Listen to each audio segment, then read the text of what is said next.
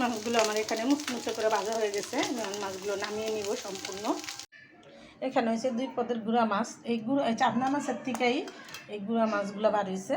এটা আলাদা রান্না করব আর এটা আলাদা ভাজবো। তো আমি কি দিয়ে কীভাবে ভাজবো সম্পূর্ণটাই আপনাদের সাথে শেয়ার করব, না টেনে দেখতে থাকুন। এখানে নিয়েছে আমি আলু কুচিয়ে নিব আর পেঁয়াজ কুচিয়ে নিব মাছ ভাজার জন্য। তো সম্পূর্ণটা আপনাদের সাথে শেয়ার করতেছি, ভিডিওটা না টেনে দেখতে থাকুন। এই গুঁড়া মাছটা কিন্তু কখন বর্ষাকালের এই মাছটা খুবই মজার। আর এটা আমি একটু আলু পেঁয়াজ দিয়ে চচ্চড়ি করব, তো দেখতে থাকুন। আপনারা গুঁড়া মাছ এরকম আলু পেঁয়াজ দিয়ে চচ্চড়ি করবেন। তো গুঁড়া মাছের জন্য আমি এখানে আলুটা চিকন চিকন করে পাতলা পাতলা করে কেটে নিছি। আমি এখানে ডালটা বাগার দিয়ে আমি এটাতেই গুঁড়া মাছটা চচ্চড়ি করব। ডালটা আমার বাগার দেওয়া হয়ে গেছে। গুঁড়া মাছ চচ্চড়ি করার জন্য এখানে আমি পেঁয়াজ কুচিটা দিয়ে দিব। আমি রান্নার সময় সবসময় সতর্কবাণী দিয়ে থাকি, চুলারা কমিয়ে রান্না করবেন, দুর্ঘটনা এড়িয়ে চলবেন, বেঁচে যাবে হাজার হাজার জীবন, বেঁচে যাবে লাখ লাখ টাকা। আমার এই সতর্কবাণীগুলো আপনারা মেনে চলবেন, চুলা থেকে একটু দূরে সরে রান্না করবেন। আমি সচেতন আর আপনাদের সচেতন ভিডিওগুলোই আমি দিই। আমার ভিডিও করার উদ্দেশ্য হইলেও আমি আপনাদের সতর্কবাণীটা দিতে পারি। আমি অনেক মনে করি যে না, আমি একটা নিজে সচেতন, আপনারাও সচেতনভাবে রান্নাটা করবেন। তো আপনাদের সাথে সেটাই শেয়ার করতেছি। আর গুঁড়া মাছটা আমি কীভাবে রান্না করতেছি সম্পূর্ণটা আপনাদের সাথে শেয়ার করব, না টেনে দেখতে থাকুন। এখানে দিয়েছিলাম পেঁয়াজ আর কাঁচামরিচ, আর দিয়ে দেবো স্বাদ মতো নুন, দিলাম হলুদের ফাঁকে। আর কোনো মশলাই আমি এখানে দিব। এখানে দিয়ে দেবো আমি আলুটা। আমি তরকারিটাতে কিন্তু আমি বাড়তি কোনো মশলাই দিলাম না, একদম সাদা সিধা হলুদ আর মরিচ দিয়ে আমি রান্নাটা করতেছি। গুঁড়া মাছে হলুদ আর মরিচ দিয়ে একটু বেশি মাছ চচ্চড়ি করলে খেতে খেতে অসাধারণ লাগে। আর বর্ষাকালের মাছ তো নতুন তাজা মাছ, খেতে অসাধারণ লাগে। আর আমার তরকারিতে তেল মশলা আমি সবসময় কম দিয়ে রান্না করি, আর আপনাদের সাথে সেটাই শেয়ার করি। আমার রান্নাগুলো আপনারা একবার হলেও রান্না করে খেয়ে দেখবেন। হালকা তেল মশলার রান্না খেতে অসাধারণ স্বাদ হয়। আমি এখানে হলুদের ফাঁকিটা আমি পেঁয়াজের সাথে ভাজা দিচ্ছি। আমার আলুটাও কষানো হয়ে গেছে। আমি এখন এক করে গুঁড়া মাছগুলো দিয়ে দিব।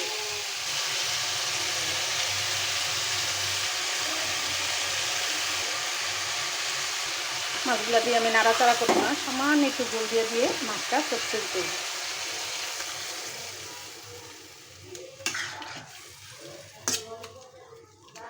একদম সাদা সাদা হবে খেতে, কিন্তু কাঁচামরিচের তরকারি কিন্তু খেতে অসাধারণ স্বাদ লাগে। আমি সবসময় কাঁচামরিচটাই বেশি খাই। তো যখন একটু দাম বাইরে যায় তখন একটু কম খাই, আর যখন একটু দামটা কমে তখনই কাঁচামরিচের তরকারিটা আমি রান্না করে খাই। আর এই রান্নাটা হলো আমার শাশুড়ির হাতে রান্না। আমার শাশুড়ি ফরিদপুরের মানুষ, এরকম করে রান্না করে।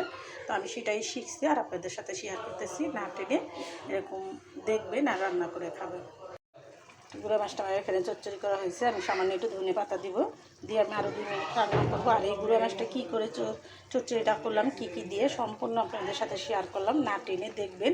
আর এরকম সুস্বাদু গুঁড়া মাছের চচ্চড়ি একবার হলেও রান্না করে খেয়ে দেখবেন।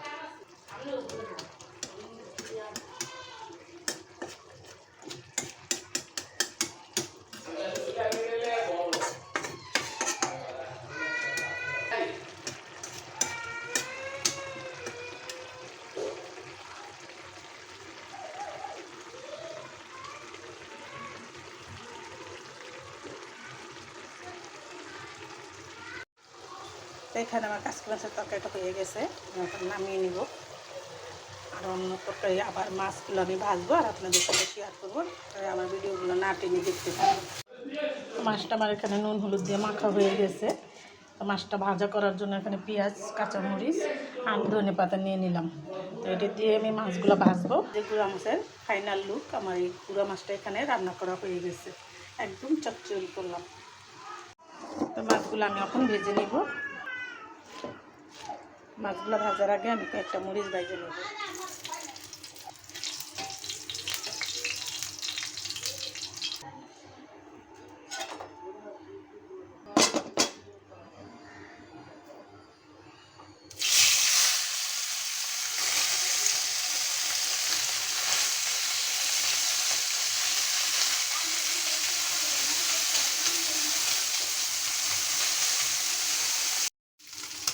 মাছটা আমার একটু ভাজা হয়ে গেছে, আমি দিয়ে দিব।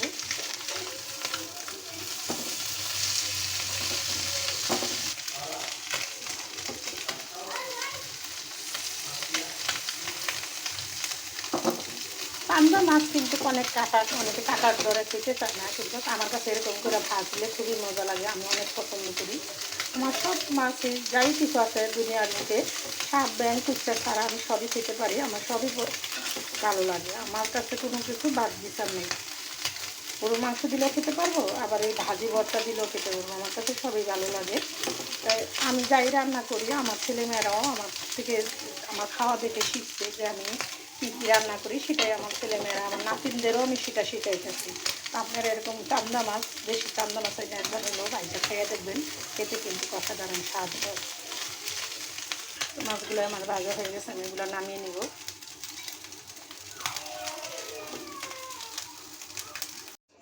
বাকি মাছগুলো আমি আবার দিয়ে দেবো, আর আমি এখানে তেল দিয়ে দিচ্ছি অল্প করে।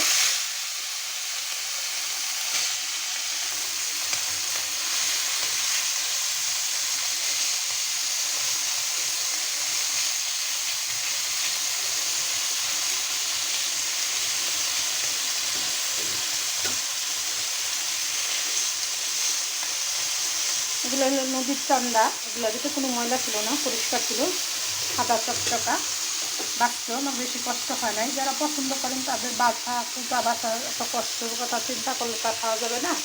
তো আমি যেটাই করি আমার ছেলে মেয়েরা পছন্দ করে, আমিও পছন্দ করি।